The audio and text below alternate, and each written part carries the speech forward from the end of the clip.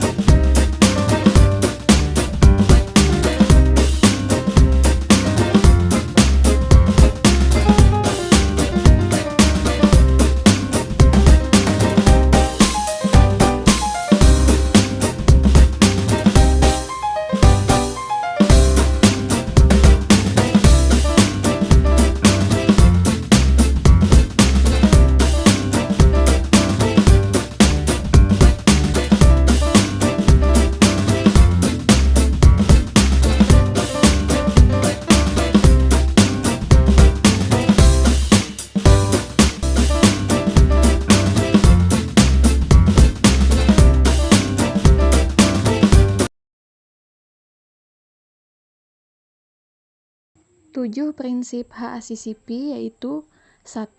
Analisa bahaya, 2. Penentuan titik-titik kritis, 3. Penetapan batas kritis, 4. Menetapkan prosedur monitoring, 5. Menetapkan tindakan koreksi, 6. Menetapkan prosedur verifikasi, dan 7. Mengembangkan sistem rekaman. Ada banyak jenis makanan yang bisa kita konsumsi di masa sekarang ini.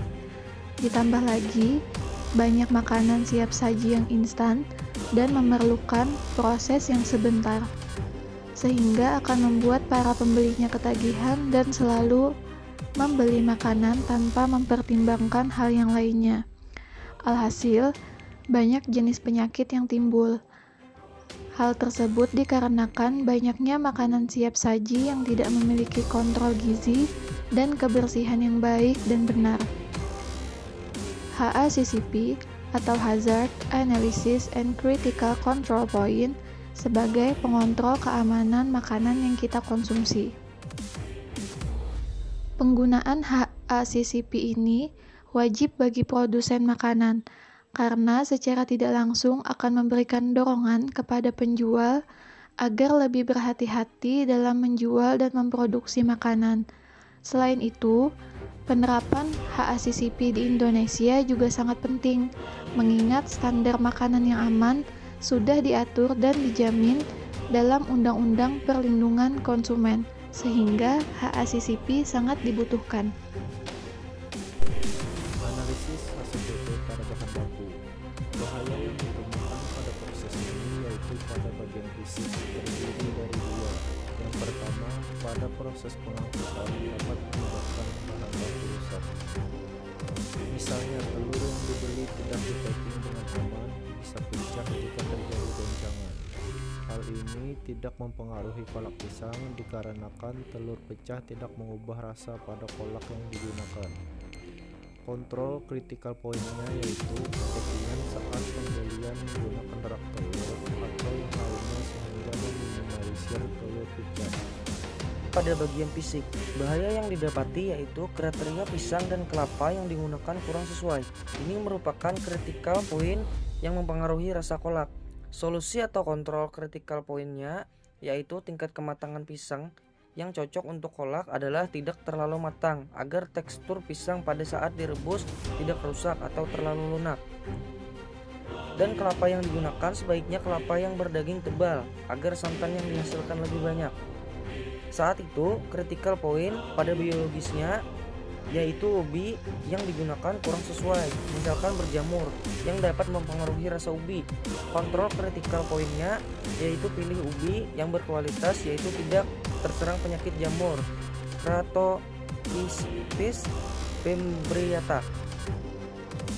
Selanjutnya, pada proses pembuatan santan terdapat dua bahaya di bagian fisik. Yang pertama, kelapa yang diparut menggunakan mesin perlu diperhatikan kebersihan mesin agar tidak berkarat sehingga tidak tercampur dengan parutan kelapa. Hal ini tidak termasuk critical point karena tidak mempengaruhi kolak, hanya saja kurang higienis. Kontrol critical point-nya yaitu sebelum menggunakan mesin, dibersihkan terlebih dahulu agar mesin tidak berkarat. Selanjutnya ada proses pemotongan pisang, pemotongan ubi, dan penghalusan gula merah. Pada proses ini tidak terdapat bahaya critical point maupun kontrol critical point. Yang kedua, santan yang dihasilkan tidak kental atau terlalu cair dikarenakan air yang digunakan terlalu banyak. Hal ini dapat mengurangi rasa gurih dari kuah kolak. Kontrol critical point-nya yaitu menggunakan air untuk memerah santan jangan terlalu banyak sehingga didapatkan santan yang kental.